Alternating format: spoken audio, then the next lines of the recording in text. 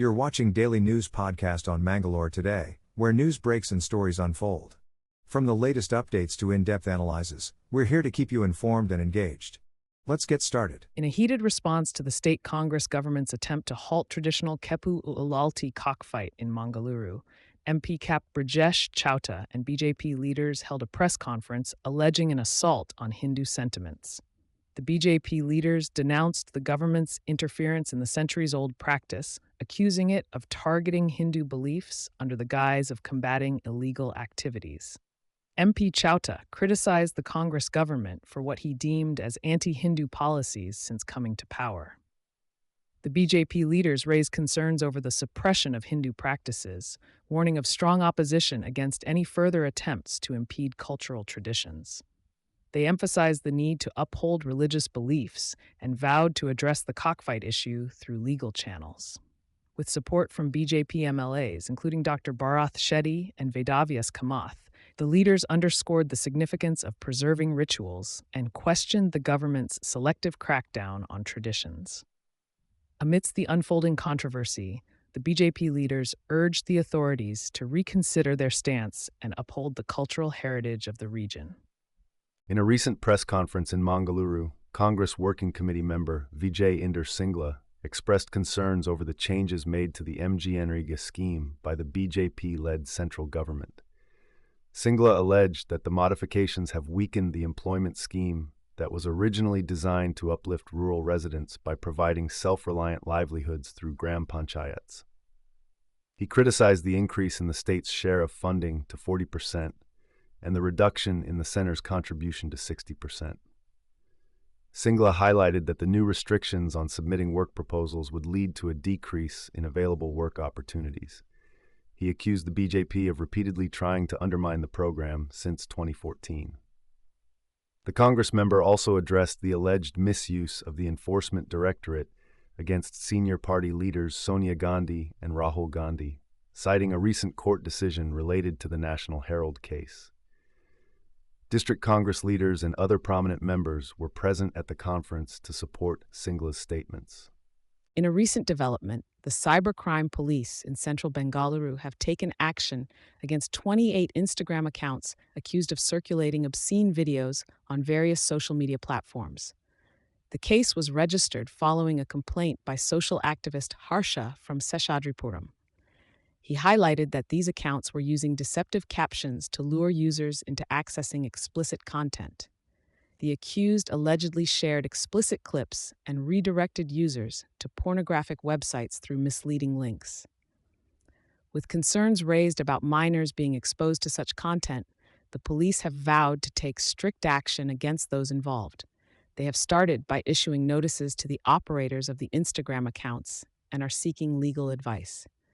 Social media users are encouraged to report any accounts sharing obscene content. Stay tuned for further updates on this developing story. In an incident in Dakshina Kannada district, the Upanangadi police have apprehended a man named Shodan for stealing an ambulance near the Gundia checkpost. The accused, a resident of Karkala in Udupi district, was arrested in Hassan with the help of local authorities. The ambulance, belonging to Suresh from Shiradi in Kadaba Taluk, was parked with the key inside for an emergency. Upon returning the next morning, Suresh discovered the vehicle missing. Following a complaint, police invoked Section 303(2) of the Bharatiya Nyaya Sanhita, BNS 2023, and successfully recovered the stolen ambulance after apprehending Shodan. In a recent development, a protest organized by the Dakshina Kannada District Congress Committee against the central government was brought to a halt by the police at Malakot.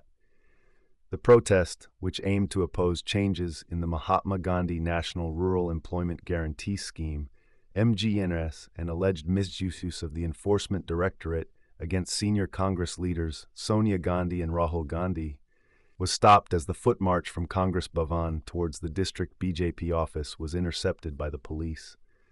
Several prominent Congress leaders, including Ramanath Rai, Ivan D'Souza, Mithun Rai, and Suhan Alva, were arrested as they expressed their dissent towards the central government's actions.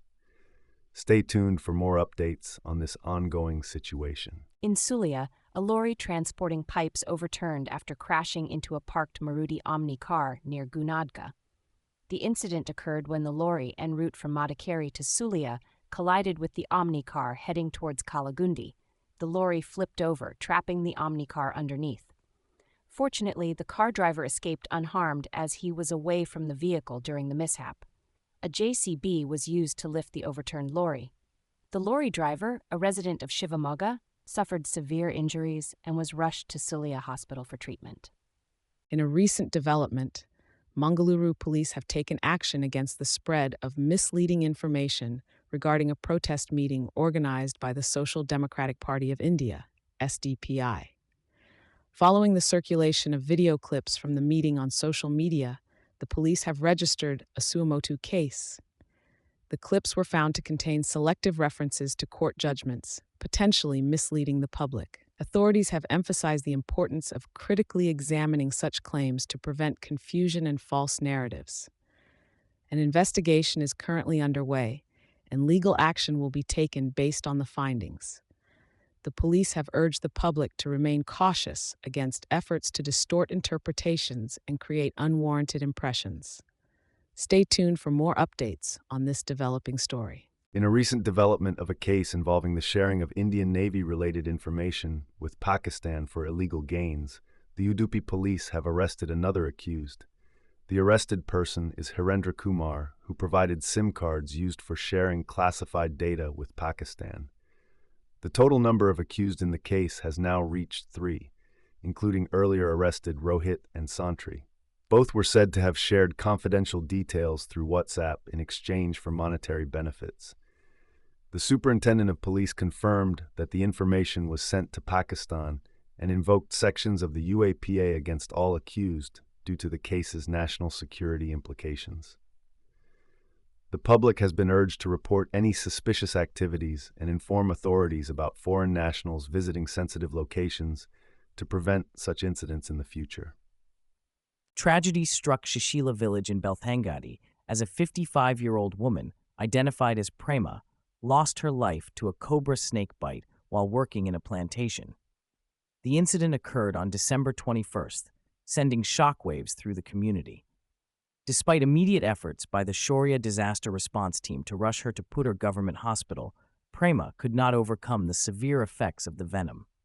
Hailing from Goonadka, Prema leaves behind her grieving daughter and son. The unfortunate incident serves as a stark reminder of the dangers faced by plantation workers in rural areas. May her soul rest in peace. A fire incident occurred at the SLRM dry waste processing unit owned by the Koteshwar Gram Panchayat in Kundapur, causing extensive damage to the property. The fire broke out early Sunday morning, destroying machinery, stored plastic, and waste materials worth lakhs of rupees. The unit, situated on the upper floor of the old Panchayat building, also led to damage in nearby commercial complexes. Fortunately, Ayyappa devotees noticed the fire and alerted authorities and the fire brigade promptly. Firefighters from Kundapur and Bindur successfully controlled the blaze, preventing further escalation. Their swift action averted a major disaster in the area, ensuring the safety of nearby shops and establishments. In a significant development, all 5 convicts in the Bulandshahr NH91 gang rape case have been handed life imprisonment.